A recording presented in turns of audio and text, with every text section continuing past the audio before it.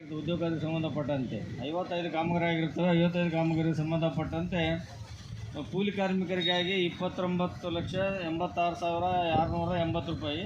ಅಂದರೆ ಇಲ್ಲಿ ಎಷ್ಟು ತಾಂಡ ಬರ್ತಾವೆ, ತಾಂಡ ಮತ್ತು ನಿಮ್ಮ ಮಾಷಳ ಗ್ರಾಮ ಸೇರಿ ಇದು. ಮತ್ತು ಒಟ್ಟು ಸಾಮಗ್ರಿ 34,66,724 ಒಟ್ಟು ಖರ್ಚಾಗಿರ್ತದೆ. ಈ ಖರ್ಚಾದಕ್ಕೆ ಸಂಬಂಧಪಟ್ಟಂತೆ ನಮ್ಮಲ್ಲಿ ಒಂದು ದಾಖಲೆ ಇರ್ತದೆ. ಆ ದಾಖಲಾತಿಗಳನ್ನು ನಿಮ್ಮಲ್ಲಿ ಓದಿ ಹೇಳ್ತೇವೆ. ಮಹಾತ್ಮ ಗಾಂಧಿ ರಾಷ್ಟ್ರೀಯ ಗ್ರಾಮೀಣ ಉದ್ಯೋಗ ಖಾತ್ರಿ ಯೋಜನೆ ತಮ್ಮೆಲ್ಲರಿಗೂ ಗೊತ್ತಿದ್ದಂತೆ 2005-6ರಲ್ಲಿ ಜಾರಿಗೆ ಬಂತು. ನಮ್ಮ ಒಂದು ಕರ್ನಾಟಕ ರಾಜ್ಯದಲ್ಲಿ 2006ರಲ್ಲಿ ಈ ಉದ್ಯೋಗ ಖಾತ್ರಿ ಜಾರಿಗೆ ಬಂತು. ಇಲ್ಲಿ ಉದ್ಯೋಗ ಖಾತ್ರಿಯ ಮುಖ್ಯ ಉದ್ದೇಶ ಏನಪ್ಪ ಅಂತಂದರೆ ದುಡಿಯೋ ಕೈಗಳಿಗೆ ಕೆಲಸ ಕೊಡಬೇಕು ಮತ್ತು ಆಸ್ತಿ ಸೃಷ್ಟಿ ಮಾಡಬೇಕು. ದುಡಿಯೋ ಕೈಗಳಿಗೆ ಕೆಲಸ ಕೊಡಬೇಕಂತಂದರೆ ಇಲ್ಲಿರ್ತಕ್ಕಂಥ ಕೂಲಿ ಕಾರ್ಮಿಕರು ವಲಸೆ ಹೋಗ್ತಕ್ಕಂಥದ್ದನ್ನು ವಲಸೆ ತಡೆಯೋದು ಮತ್ತು ಇಲ್ಲಿ ದೈಹಿಕವಾಗಿ ಮಾನಸಿಕವಾಗಿ ಸದೃಢವಾಗಿರ್ತಕ್ಕಂಥ ವ್ಯಕ್ತಿಗಳಿಗೆ ಕೂಲಿ ಕೊಟ್ಟು ಒಂದು ಪಂಚಾಯತಿ ವ್ಯಾಪ್ತಿಯಲ್ಲಿ ಆಸ್ತಿಯನ್ನು ಸೃಜನೆ ಮಾಡುವಂಥ ಒಂದು ಮುಖ್ಯ ಉದ್ದೇಶ ಇಟ್ಟುಕೊಂಥ ಒಂದು ಉದ್ಯೋಗ ಖಾತ್ರಿ ಯೋಜನೆ ಜಾರಿ ಬಂತು. ಈ ಉದ್ಯೋಗ ಖಾತ್ರಿಯಲ್ಲಿ ಜಾರಿಗೆ ಬರೋದಕ್ಕಿಂತ ಮುಂಚಿತವಾಗಿ 4 ಉದ್ದೇಶಗಳು ಏನಪ್ಪ ಅಂತಂದ್ರೆ, ಒಂದು ಕುಟುಂಬಕ್ಕೆ ಒಂದು ಜಾಬ್ ಕಾರ್ಡು, ಆ ಕುಟುಂಬಕ್ಕೆ ಕನಿಷ್ಠ 100 ದಿವಸ ಕಡಿಮೆ ಇಲ್ಲದಂತೆ ಕೂಲಿ ಕೊಡುವುದು ಮತ್ತು ಆ ಕೂಲಿ ಕೊಟ್ಟಿರ್ತಕ್ಕಂಥ ಸಮಯದಲ್ಲಿ ದೀರ್ಘಕಾಲ ಬಾಳಿಕೆ ಬರುವಂಥ ಒಂದು ಕಾಮಗಾರಿಗಳನ್ನು ಮಾಡಿ ಮತ್ತು ಅದರಿಂದ ಇದು ಮಾನವ ಸಂಪನ್ಮೂಲದಿಂದ ಬರ್ತಕ್ಕಂಥ ಒಂದು ಸೃಜನೆ ಇರುತ್ತದೆ. ಆ ಸೃಜನೆಯಿಂದ ಒಂದು ನಮ್ಮ ಒಂದು ಪಂಚಾಯತ್ ವ್ಯಾಪ್ತಿಗೆ ಆಗಲಿ ಅಥವಾ ಸಾರ್ವಜನಿಕವಾಗಿ ಆಸ್ತಿಯನ್ನು ಮಾಡಿದ ಅದರ ಜೊತೆಯಲ್ಲಿ ಒಂದು ಉತ್ಪಾದನಾಶೀಲ ಕಾಮಗಾರಿಯನ್ನು ಮಾಡಬೇಕನ್ನೋದು ಮುಖ್ಯ ಉದ್ದೇಶ, ಮೊದಲನೇ ಉದ್ದೇಶ. ಆಮೇಲೆ ಎರಡನೇ ಉದ್ದೇಶ ಏನಪ್ಪ ಅಂತಂದ್ರೆ ಬಡವರ ಜೀವನ ಉಪಾಯವನ್ನು ಹೆಚ್ಚಿಸೋದು. ಬಡವರ ಜೀವನ ಉಪಾಯವನ್ನು ಹೆಚ್ಚಿಸೋದ್ರ ಉದ್ದೇಶ ಅಂತವರಾಗಲೇ ನಮ್ಮ ಒಂದು ಮಾತಲ್ಲಿ ಹೇಳಿದ್ದಾರೆ. ಮುಖ್ಯವಾಗಿ ಅಂತಂದರೆ ಬಡವರ ಜೀವನ ಉಪಾಯ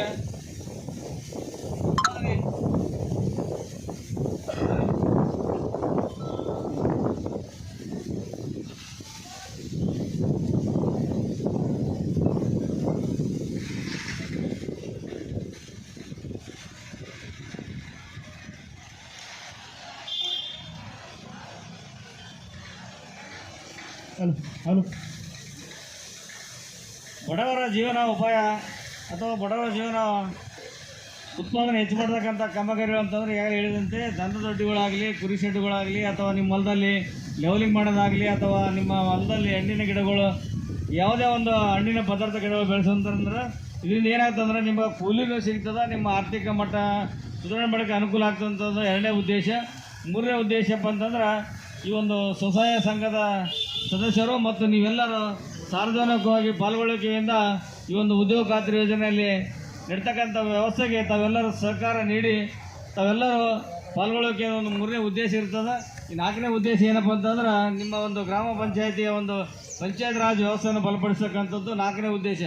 ಉದ್ಯೋಗ ಖಾತ್ರಿ ಯೋಜನೆಯಲ್ಲಿ ನಾಲ್ಕನೇ ಉದ್ದೇಶ ಭಾಳ ಮಹತ್ವದಾಗಿರ್ತದೆ. ಉದಾಹರಣೆಗೆ ಹೇಳ್ಬೇಕಂತಂದ್ರೆ ನೀವು ಒಂದು ಗ್ರಾಮ ಪಂಚಾಯತಿಗೆ ನಮ್ಮೆಲ್ಲರಿಗೂ ಗೊತ್ತಿರ್ಬೇಕು, ಪಂಚಾಯತಿ ಭಾಳ ದುಡ್ಡು ಬರ್ತಾರೆ, ಭಾಳ ದುಡ್ಡು ಬರ್ತದೆ. ಭಾಳ ದುಡ್ಡೆಲ್ಲ ಮೆಂಬರ್ಗಳು ತಿಂತಾರೆ, ಅಧ್ಯಕ್ಷ ತಿಂತಾರೆ, ಪಿಡು ತಿಂತಾರೆ. ನಂತರ ಪಂಚಾಯತಿ ಯಾವುದೇ ಸರ್ಕಾರದಿಂದ ದೊಡ್ಡ ಪ್ರಮಾಣದಲ್ಲಿ ಅನುದಾನ ಬರೋದಿಲ್ಲ. ಅನುದಾನ ಬರಬೇಕಂತಂದ್ರೆ ಒಂದು ಮೇಂಟೆನೆನ್ಸ್ಗಾಗಿ, ಒಂದು ನೀರು ನಿರ್ವಹಣೆಗೆ ದುಡ್ಡು ಬರ್ತದೆ. ಅದು ಬಿಟ್ಟರೆ ಒಂದು ಅದೇ ಹಣಕಾಸು ಬರ್ತದೆ. ಅದು ಬಿಟ್ಟರೆ ಬೇರೆ ಯಾವುದಾದ್ರು ದುಡ್ಡು ಬರೋಲ್ಲ. ಈ ಉದ್ಯೋಗ ಖಾತ್ರಿಯಲ್ಲಿ ಯಾಕೆ ದುಡ್ಡು ಕೊಡ್ತಾರಪ್ಪ ಅಂತಂದ್ರೆ ನಿಮ್ಮ ಒಂದು ಪಂಚಾಯತಿ ವ್ಯಾಪ್ತಿಯಲ್ಲಿ ಬರ್ತಕ್ಕಂಥ CC ರೋಡ್ ಇರ್ಬೋದು, CC ಡ್ರೈನ್ಗಳು ಇರ್ಬೋದು, ನಮ್ಮ ರಸ್ತೆಗಳು ಇರ್ಬೋದು, ಇದೆಲ್ಲ ದೊಡ್ಡ ದೊಡ್ಡ ಪ್ರಮಾಣದಲ್ಲಿ ಕಾಮಗಾರಿ ಮಾಡ್ಕೊಂತವು. ಅದು ಬಿಟ್ಟು ಇನ್ನೊಂದು ರೈತರಿಗೆ ಗೋದಾಮುಗಳು ಮಾಡ್ಕೋದಾಗಲಿ ಅಥವಾ ನಿಮ್ಮೊಂದು ರಾಜೀವ್ ಗಾಂಧಿ ಸೇವಾ ಕೇಂದ್ರ ಮಾಡ್ಕೊಂತವು, ಇಂಥವು ಏನಾದರೂ ಸಾರ್ವಜನಿಕ ದೊಡ್ಡ ದೊಡ್ಡ ಕೆಲಸಗಳು ಮಾಡ್ಕೋಬೇಕಾದ್ರೆ ಉದ್ಯೋಗ ಖಾತ್ರಿ ಯೋಜನೆಯಲ್ಲಿ ಭಾಳ ಮಹತ್ವದಾಗಿರ್ತವೆ. ಇಲ್ಲಿ ಮುಖ್ಯವಾಗಿ ಅಂತಂದ್ರೆ ಎರಡು ಹಂತದಲ್ಲಿ ಕಾಮಗಾರಿ ಇರ್ತವೆ. ಒಂದು ವೈಯಕ್ತಿಕ ಕಾಮಗಾರಿಗಳು, ಒಂದು ಸಮುದಾಯದ ಕಾಮಗಾರಿ. ಸಮುದಾಯದ ಕಾಮಗಾರಿಗಳು ಅಂತಂದ್ರೆ ನಿಮ್ಮೂರಿಗೆ ಬೇಕಾಗಿರ್ತಕ್ಕಂಥ ದೊಡ್ಡ ಪ್ರಮಾಣದಲ್ಲಿರ್ತಕ್ಕಂಥ ಕಾಮಗಾರಿ ಮಾಡಬೇಕು. ವೈಯಕ್ತಿಕ ಕಾಮಗಾರಿ ಅಂದರೆ ನಿಮ್ಮ ಸ್ವಂತಕ್ಕೆ ಬೇಕಾಗಿರ್ತಕ್ಕಂಥ, ಸ್ವಂತಕ್ಕೆ ಬೇಕಾಗಿತ್ತು ಅಂದರೆ ಇಲ್ಲಿವರೆಗೆ ಅಂತಂದರೆ ನಿಮ್ಮ ಸ್ವಂತಕ್ಕೆ, ನಿಮ್ಮ ಹೊಲದಲ್ಲಿ ಆಗಿರ್ಬೋದು ಅಥವಾ ನಿಮಗೆ ಈಗಾಗಲೇ ಹೇಳಿದ ಒಂದು ಮನೆ ನಿರ್ಮಾಣದಾಗಲಿ ಅಥವಾ ಬದಲುಗುಂಡುಗಳಾಗಲಿ ಅಥವಾ ನಿಮಗೆ ಬೇಕಾಗಿದ್ದ ದನದೊಡ್ಡಿ, ಕುರಿ ದೊಡ್ಡಿಗಳಾಗಲಿ, ನಿಮ್ಮ ಹೊಲಗಳಲ್ಲಿ ಏನಾದರೂ ಕೆಲಸ ಮಾಡ್ಕೋಬೇಕಾದ್ರೆ ವೈಯಕ್ತಿಕ ಕಾಮಗಾರಿ. ಉದ್ಯೋಗ ಖಾತ್ರಿ ಯೋಜನೆಯಲ್ಲಿ ಏನೇ ಕಾಮಗಾರಿ ಮಾಡ್ಕೋಬೇಕಾದ್ರೆ ಮುಖ್ಯವಾಗಿ ಒಂದು ಜಾಬ್ ಕಾರ್ಡ್ ಬೇಕು. ಆ ಜಾಬ್ ಕಾರ್ಡನ್ನು ನೀವು ತೊಗೊಳ್ಬೇಕು. ಜಾಬ್ ಕಾರ್ಡ್ ಇದ್ದರೆ ಮಾತ್ರ ಉದ್ಯೋಗ ಖಾತ್ರಿ ಯೋಜನೆಯಲ್ಲಿ ಕೆಲಸಕ್ಕೆ ಅವಕಾಶ ಇರ್ತದೆ. ಜಾಬ್ ಕಾರ್ಡ್ ಜೊತೆಲಿ ಏನಂತಾರೆ ನಿಮ್ಮ ಒಂದು ಕುಟುಂಬದ ಎಷ್ಟು ಜನ ಸದಸ್ಯರು ಇರ್ತೀರಿ ಅಷ್ಟು ಜನರು ಸದಸ್ಯರದು ಅಕೌಂಟ್ ಇರಬೇಕು. ಅಕೌಂಟ್ ಏನಾದರೂ ಆಧಾರ್ ಕಾರ್ಡ್ ಲಿಂಕ್ ಇರಬೇಕು. ಆಧಾರ್ ಕಾರ್ಡ್ ಲಿಂಕ್ ಇದ್ರೆ ಮಾತ್ರ ನಿಮ್ಗೆ ಪೇಮೆಂಟ್ ಬರುತ್ತೆ. ಆಧಾರ್ ಕಾರ್ಡ್ ಲಿಂಕ್ ಇರ್ಲಿಕ್ಕಂದ್ರೆ ಪೇಮೆಂಟ್ ಬರೋದಿಲ್ಲ. ಆಧಾರ್ ಕಾರ್ಡ್ ಲಿಂಕ್ ಇತ್ತು ಅಥವಾ ನಿಮ್ಮದು ಲಿಂಕ್ ಇದ್ದಿಲ್ಲ ಅಂದ್ರೆ ನಿಮ್ಮ ಒಂದು ಊರಲ್ಲಿ ಇರ್ತಕ್ಕಂಥ ನಿಮ್ಮ ಹೆಸರಿನಲ್ಲಿ ಯಾರಾಯ್ತಾರೆ ಅಂದರೆ ಅವ್ರಿಗೂ ಜಮಾ ಆಗ್ತದೆ.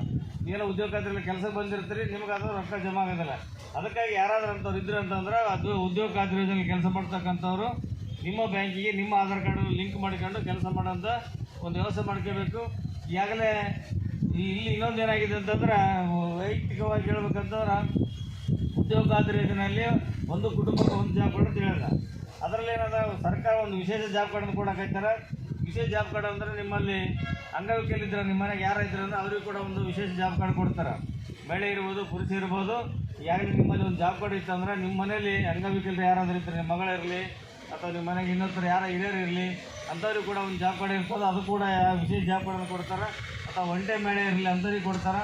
ಆಮೇಲೆ ಯಾರು ಅನಾಥರಾಗಿರ್ತಾರೆ, ಆ ಮನೇಲಿ ಯಾರು ಇರೋದಿಲ್ಲ, ವಯಸ್ಸಿಗೆ ಬಂದಿರ್ತಾರೆ, ಮಕ್ಕಳೆಲ್ಲ ಯಾರಿಲ್ಲ ಅಥವಾ ಇದ್ದರೂ ಕೂಡ ಅವರೆಲ್ಲ ಹೋಗಿರ್ತಾರೆ, ಒಂದು ಮಾನವೀಯತೆ ದೃಷ್ಟಿಯಿಂದ ಇದ್ದರೂ ಕೂಡ ಒಂಟಿಯಾಗಿರ್ತಕ್ಕಂಥವ್ರು ಯಾರಾದರೂ ಮನೇಲಿದ್ದರೂ ಕೂಡ ಅವ್ರಿಗೆ ಕೂಡ ಒಂದು ವಿಶೇಷ ಒಂದು ಜಾಬ್ ಕಾರ್ಡ್ ಕೊಡ್ತಾರೆ. ಅವ್ರು ಏನು ಮಾಡ್ಬೇಕಂದ್ರೆ ಅವರಲ್ಲಿ ಇರ್ತಕ್ಕಂಥ ರೇಷನ್ ಕಾರ್ಡ್ ಇರಲಿ, 2 ಫೋಟೋ ಇರಲಿ, ಆಧಾರ್ ಕಾರ್ಡು ಮತ್ತು ನಿಮ್ಮ ಅಕೌಂಟ್ ನಂಬರು ಇದು 2 ಫೋಟೋ ತಂದು ಕೊಟ್ಟರೆ ಅಂತಂದರೆ ನಿಮ್ಮಲ್ಲಿ ಒಂದು ಜಾಬ್ ಕಾರ್ಡ್ ಕೊಡ್ತಾರೆ. ಜಾಬ್ ಕಾರ್ಡಿನ ಮುಖಾಂತರ ನೀವೊಂದು ಕೆಲಸ ಮಾಡೋಕ್ಕೆ ಒಂದು ಅವಕಾಶ ಆಗ್ತದೆ.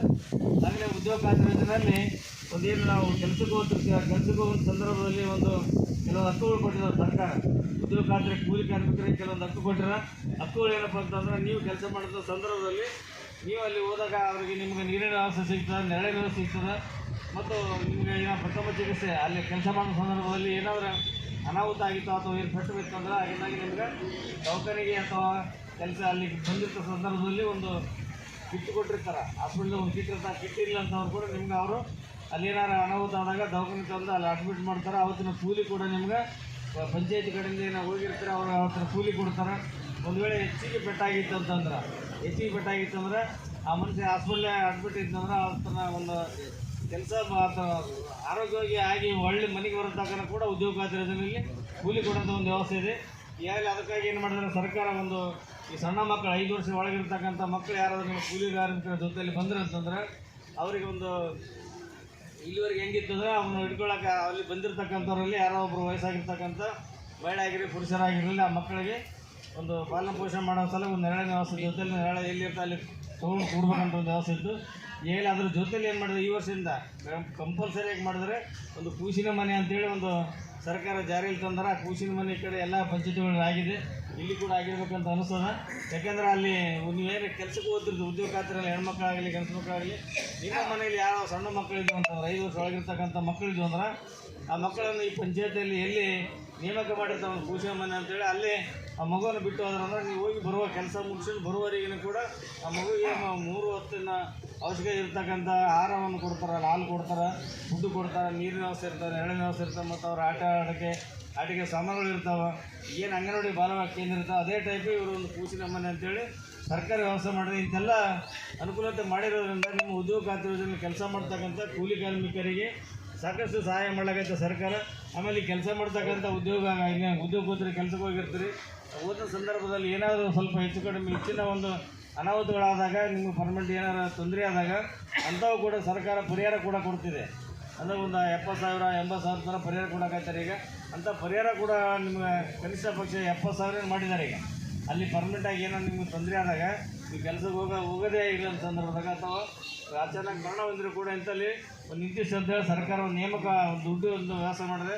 ಅಂಥದ್ದು ಕೂಡ ಉದ್ಯೋಗ ಖಾತ್ರಿ ಯೋಜನೆಯಲ್ಲಿ ನಿಮ್ಗೆ ಅನುಕೂಲ ಮಾಡಿ ಕೊಡ್ತಾರೆ. ಈ ಒಟ್ಟಾರೆ ಹೇಳೋದು ಏನಪ್ಪ ಅಂತಂದರೆ ಉದ್ಯೋಗ ಖಾತ್ರಿ ಯೋಜನೆ ನೀವು ಕೆಲಸ ಮಾಡೋದು ಇಲ್ಲಿ ಹೆಂಗದಂತಂದ್ರೆ ಇಲ್ಲಿ ನಾವು ಏನು ಕೆಲಸ ಮಾಡೋಕ್ಕೆ ಬಂದು ಇಲ್ಲಿ ನಿಮ್ಗೆ ಏನು ಗೊತ್ತಾಗಬೇಕಪ್ಪ ಅಂದ್ರೆ ಇದು ನಮ್ಮ ಹಣ ನಮ್ಮ ಕೆಲಸ, ನಮ್ಮ ದುಡಿಮೆ ನಮ್ಮ ಹಣ. ಇದು ದುಡಿಯೋರು ನಾವೇ, ಇದು ದುಡ್ಡು ತೊಗೊಳ್ಳೋರು ನಾವೇ. ಆಮೇಲೆ ಈ ದುಡ್ಡು ನಮ್ಮದೇ, ನಾವು ಲೆಕ್ಕಪತ್ರ ಕೇಳೋರು ನಾವೇ ಅನ್ನಂಗಿಲ್ಲ. ಈಗಾಗಲೇ ಇವು ಎಷ್ಟೋ ಸರ್ಕಾರ ಯೋಜನೆಗಳು ಕೆಲಸಗಳು ನಡೀತಾವೆ. ಈ ಕೆಲಸಗಳು ನಡೆದಂಥ ಸಂದರ್ಭದಲ್ಲಿ ಲೆಕ್ಕ ಕೊಡೋಂಥದ್ದು ಯಾವುದಾದ್ರೆ ಇದು ಉದ್ಯೋಗ ಖಾತೆ ಒಂದೇ ಲೆಕ್ಕಪತ್ರ ಇಲ್ಲಿವರೆಗೆ ಕೊಡ್ತಾರೆ. ಪಂಚಾಯತಿಂದ ಎಷ್ಟೋ ಸ್ಕೀಮ್ಗಳು ನಡೀತಾವೆ. ಆ ಇದರಲ್ಲಿ ಏನಾದ್ರು ಲೆಕ್ಕಪತ್ರ ಕೊಡ್ತಕ್ಕಂಥ ಯೋಜನೆ ಯಾವುದಾಯ್ತು ಉದ್ಯೋಗ ಖಾತೆ ಒಂದೇ. ಅದಕ್ಕೆ ತಾವೆಲ್ಲರೂ ಯಾಕಂತಂದ್ರೆ ಇಲ್ಲಿ ದುಡಿಯೋರು ನೀವು ಇರ್ತೀರಿ, ಇಲ್ಲಿ ಇನ್ನೊಂದು ಹೇಳ್ತಾರೆ, ಇಲ್ಲಿ ನೀವೇನು ಕೆಲಸಕ್ಕೆ ಹೋಗಿರ್ತೀರಿ ಓದೋ ಸಂದರ್ಭದಲ್ಲಿ ನಿಮಗೆ ಎಷ್ಟು ಕೂಲಿ ಬೀಳ್ತಾ ಅನ್ನೋದು ಗೊತ್ತಿರಬೇಕು. ಆಮೇಲೆ ಎಷ್ಟು ಕೂಲಿ ಆಗಿದೆ ಅನ್ನೋದು ಕೂಡ ಗೊತ್ತಿರಬೇಕು. ನಿಮಗೆ ನೆನೆಮರ ತೆಗಿತಾರೆ, ಎನ್ಎಂಆರ್ ಕೂಡ ನೀವು ಪರಿಶೀಲನೆ ಮಾಡಿ ಹಕ್ಕು ಕೂಡ ಕೊಟ್ಟರೆ ನಿಮಗೆ ಏನು ನೆನೆಮರ ತೆಗಿತಾರೆ ಇಲ್ಲಿ ಪಂಚಾಯತ್ ಕಡೆಯಿಂದ ಅಲ್ಲಿ ಎಷ್ಟು ಹಾಜರು ಹಾಕ್ಯಾರ, ನಮ್ಗೆ ಎಷ್ಟು ದುಡ್ಡು ಬರ್ತದೆ ಅನ್ನೋ ಕೂಡ ನೀವು ಚೆಕ್ ಮಾಡೋಕ್ಕೆ ಒಂದು ಅವಕಾಶ ಮಾಡಿಕೊಟ್ಟಾರೆ. ಈಗಾಗಲೇ ಇದು ಬಿಟ್ಟು ಉದ್ಯೋಗ ಖಾತ್ರಿ ಯೋಜನೆ ಬಿಟ್ಟು ನಾವು ಇನ್ನೊಂದು ಯೋಜನೆ ಒಂದು ಮಾಡಿದ 15 ಹಣಕಾಸಿನ ಯೋಜನೆ 15 ಹಣಕಾಸಿಗೆ ಸಂಬಂಧಪಟ್ಟಂಥ ನಿಮ್ಮ ಒಂದು ಗ್ರಾಮ ಪಂಚಾಯತಿಯಲ್ಲಿ ಸುಮಾರು 1,70,00,000 ಅದರಲ್ಲಿ ಹಣಕಾಸಿನ ಅವರಿಗೆ 1,70,92,058,055 ರೂಪಾಯಿ ಒಂದು ವರ್ಷದಲ್ಲಿ ಬಂದಿದೆ 2022-23 ಸಾಲಿನಲ್ಲಿ. ಆದರೆ ಇಲ್ಲಿ ಪಂಚಾಯತಿ ವ್ಯಾಪ್ತಿಯಲ್ಲಿ ಖರ್ಚಾಗಿರತಕ್ಕಂಥದ್ದು ಬರೀ 7 ಲಕ್ಷ ಖರ್ಚಾಗಿದೆ. 7,40,000 ಮಾತ್ರ ಪಂಚಾಯತಿ ವ್ಯಾಪ್ತಿಯಲ್ಲಿ ಖರ್ಚಾಗಿದೆ. ಯಾಕಂದರೆ ನಾವೆಲ್ಲ ಬೇರೆ ಕಡೆ ನೋಡಿ 1 ಕೋಟಿ ಅಂದರೆ 1 ಕೋಟಿ ಖಾಲಿ ಮಾಡಿಟ್ಟಿರ್ತಾರೆ. ಆದರೆ ಇನ್ನೊಂದು ಗ್ರಾಮ ಪಂಚಾಯತಿ ವ್ಯಾಪ್ತಿಯಲ್ಲಿ ಯಾವುದೇ ಒಂದು ದುಡ್ಡು ಖರ್ಚು ಬರೀ 7 ಲಕ್ಷ ಖರ್ಚಾಗಿದೆ. ಈ ಉಳಿದಪ್ಪ ಅಂದರೆ 1,58,94,491 ರೂಪಾಯಿ ಪಂಚಾಯತಿ ಅಕೌಂಟ್ನಲ್ಲಿ ಇನ್ನೂ ಜಮಾ ಇದೆ. ಒಂದು 15 ಹಣಕಾಸಿಗೆ ಸಂಬಂಧಪಟ್ಟಂತೆ 15 ಹಣಕಾಸಿಗೆ ಸಂಬಂಧಪಟ್ಟಂಥ ಇಲ್ಲಿ ಏನು ಕಾಮಗಾರಿ ನಡೀತಾವಪ್ಪ ಅಂದ್ರೆ ಇಲ್ಲಿ ಯಾರ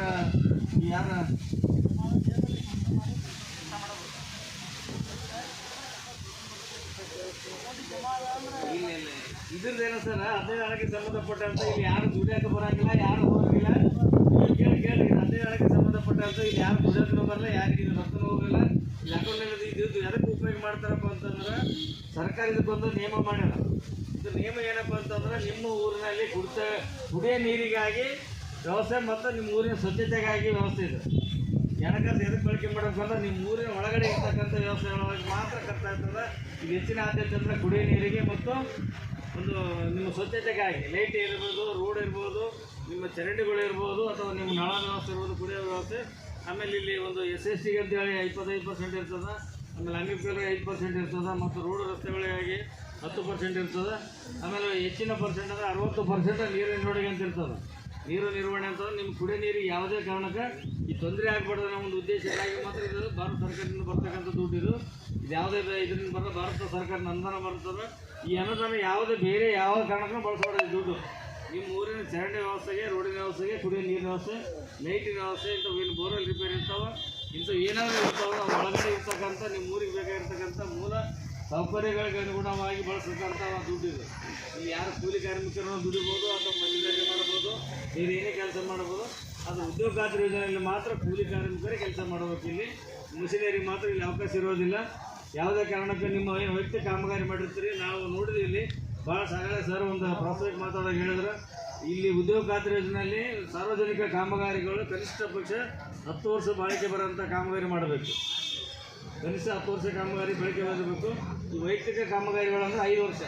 ನೀವು ವೈಯಕ್ತಿಕ ಕಾಮಗಾರಿ ಏನು ತಂದೊಡ್ಡಿ ಮಾಡಿರ್ತೀರಿ, ಗುರಿದೊಡ್ಡಿ ಮಾಡ್ಕೊಂಡಿರ್ತೀರಿ, ನಿಮ್ಮ ಮನೆಗೆ ರಣಿ ಹಾಕೊಂಡಿರ್ತೀರಿ, ಅಥವಾ ಇನ್ನಿದ್ದು ಏನು ನಿಮ್ಮ ಸ್ವಂತಕ್ಕೆ ಮಾಡ್ಕೊಂಡಿರ್ತೀರಿ, ಅದು ಕನಿಷ್ಠ ನಿಮ್ಗೆ 5 ವರ್ಷ ಬಾಳಿಕೆ ಬರೋಂಥ ಕಾಮಗಾರಿ ಆಗಿರಬೇಕು. ಆ ಕಾಮಗಾರಿ ನೀವು ವೈಯಕ್ತಿಕ ಮಾಡಬೇಕಾದ್ರೆ 50 ರೂಪಾಯಿ ಬಾಂಡ್ ಪೇಪರ್ನಲ್ಲಿ ಬಾಂಡ್ ಪೇಪರ್ ಕೊಡಬೇಕು ಪಂಚಾಯತಿಗೆ.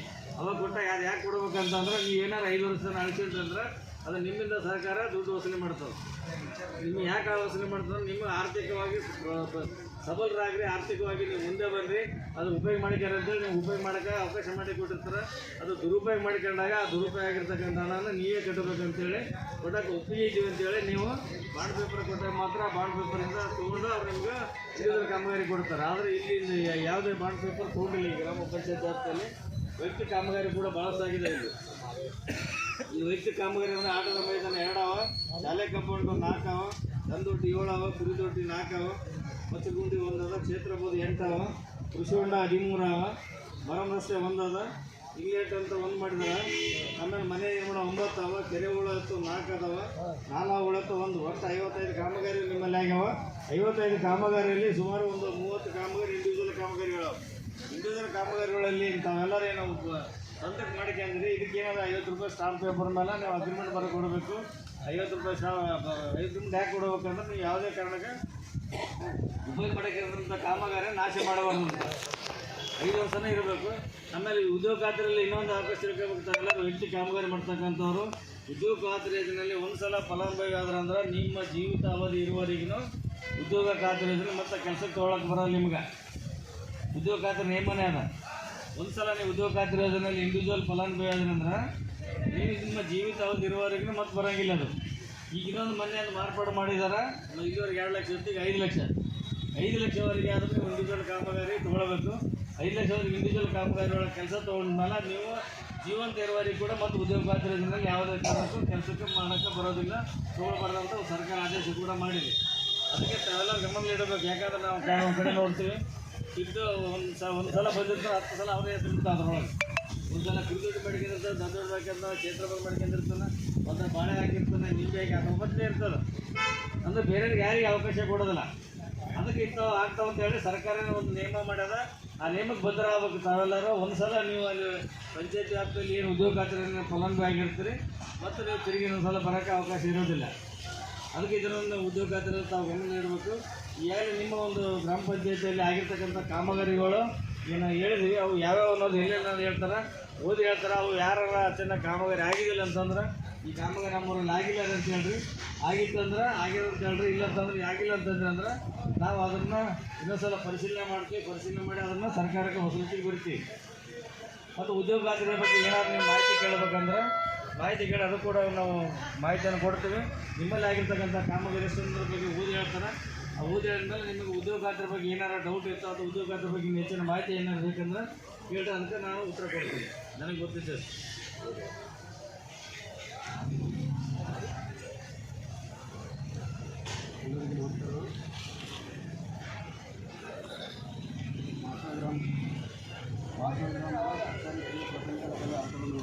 ಸನಿಡಿ ಸನಿಡಿ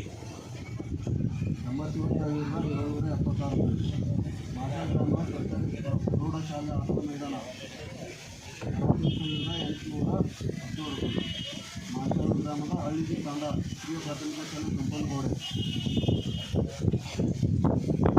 89,922 ಮಾಚೂರು ಗ್ರಾಮ ಪಂಚಾಯತಿಯ ವ್ಯಾಪ್ತಿಯಲ್ಲಿ ಹಿರಿಯ ಪ್ರಾಥಮಿಕ ಶಾಲೆ ಬಿಂಗೋಳಿ ತಾಂಡ ಪೂರ್ವ ಭಾಗ 97,950 ರೂಪಾಯಿ. ಮಾಚೂರು ಗ್ರಾಮ ಪಂಚಾಯತಿ ಬಿಂಗೋಳಿ ತಾಂಡ ಕಂಪೌಂಡ್ ಗೋಡೆ 93,367. ಮಾಚೂರು ಬಿಂಗೋಳಿ ತಾಂಡ ಸರ್ಕಾರಿ ಪ್ರಾಥಮಿಕ ಶಾಲೆ ಕಂಪೌಂಡ್ ಗೋಡೆ ಹಿಂದುಗಡೆ 63,386. ಸರ್ವೆ ನಂಬರ್ 713/1ರಲ್ಲಿ ಶ್ರೀಕಾಂತ್ ಪರಮೇಶ್ವರ್ ನಾಮಗೋಡ್ ಇವರ ದಮದೊಡ್ಡಿ 4,944. ಸರ್ವೆ ನಂಬರ್ 21/3ರಲ್ಲಿ ಹನುಮಾನ್ಗಿ ಕೌಂಟಿಗೆ ಕುರಿ ಶೆಡ್ 7,725. ಮೊಹಮ್ಮದ್ ಹನೀಫ್ ಭವನ್ ಇವರ ಬಸಲಗುಂಡಿ ನಿರ್ಮಾಣ 300 ರೂಪಾಯಿ. ಸರ್ವೆ ನಂಬರ್ 580/3ರಲ್ಲಿ ಕುರಿ ಶೆಡ್ ನಿರ್ಮಾಣ ಬದ್ದು ರಾಠೋಡ್ 7,416 ರೂಪಾಯಿ. ಸರ್ವೆ ನಂಬರ್ 26/1ರಲ್ಲಿ ಕೃಷಿ ಹೊಂಡ ಬಸವರಾಜ ಶಂಕರಪ್ಪ 73,266. ಸರ್ವೆ ನಂಬರ್ 658ರಲ್ಲಿ ಕುರಿ shed Ramachandra Somu Lamani 4,944. Survey number 483/2ರಲ್ಲಿ ಕೃಷಿ ಹೊಂಡ ಕಿರ್ಸನ್ ಚಂದೂರ್ ಶಾ 73,168. ಸರ್ವೆ ನಂಬರ್ 323/5ರಲ್ಲಿ ದಂದುಡಿ ಕಿರ್ಸನ್ ಶಿವಣ್ಣ 4,944. ಸರ್ವೆ ನಂಬರ್ 622ರಲ್ಲಿ ಕಿರ್ಸನ್ ಲಕ್ಷ್ಮಣ್ ಸೋಮಣ್ಣ 7,416 ರೂಪಾಯಿ. ಸರ್ವೆ ನಂಬರ್ 720/6ರಲ್ಲಿ ದಂದುಡಿ ನಿರ್ಮಾಣ ಕಿರ್ಸನ್ ನಾಮಗೋಡ್ 4,944. ಸರ್ವೆ ನಂಬರ್ 274/8ರಲ್ಲಿ ಕ್ಷೇತ್ರಬಲ್ ಕಾಮಗಾರಿ ದಿಲೀಪ್ ಚವ್ಹಾಣ್ 5,559. ಸರ್ವೆ ನಂಬರ್ 534/3ರಲ್ಲಿ ದಂದುಡಿ ನಿರ್ಮಾಣ ಪ್ರಭುಲಿ ಶಿವಣ್ಣ ನಾಮಗೋಡ್ 4,944. ಸರ್ವೆ ನಂಬರ್ 726/3ರಲ್ಲಿ ಕ್ಷೇತ್ರಬಲ್ ಕಾಮಗಾರಿ ಮಲ್ಲಪ್ಪ ಚೀರಪ್ಪ 33,712 ರೂಪಾಯಿ. ಜ್ಯೋತಿ ಅಲಕೊಂಟೆ ಸುಲ್ಲಂಗಿ ವಸತಿ ನಿರ್ಮಾಣ 19,462 ರೂಪಾಯಿ. ಜಕ್ಕವ ದರಪ್ಪ ಪಾರ್ಗೊಂಡ ಮನೆ ನಿರ್ಮಾಣ ಕಾಮಗಾರಿ 22,244. ಕನ್ಯಾಕುಮಾರಿ ಲಕ್ಷ್ಮಣ್ಣ ಮನೆ ನಿರ್ಮಾಣ ಕಾಮಗಾರಿ 20,394. ವಿದ್ಯಾಶ್ರೀ ಲಿಂಗಪ್ಪ ಮನೆ ನಿರ್ಮಾಣ ಕಾಮಗಾರಿ 14,832.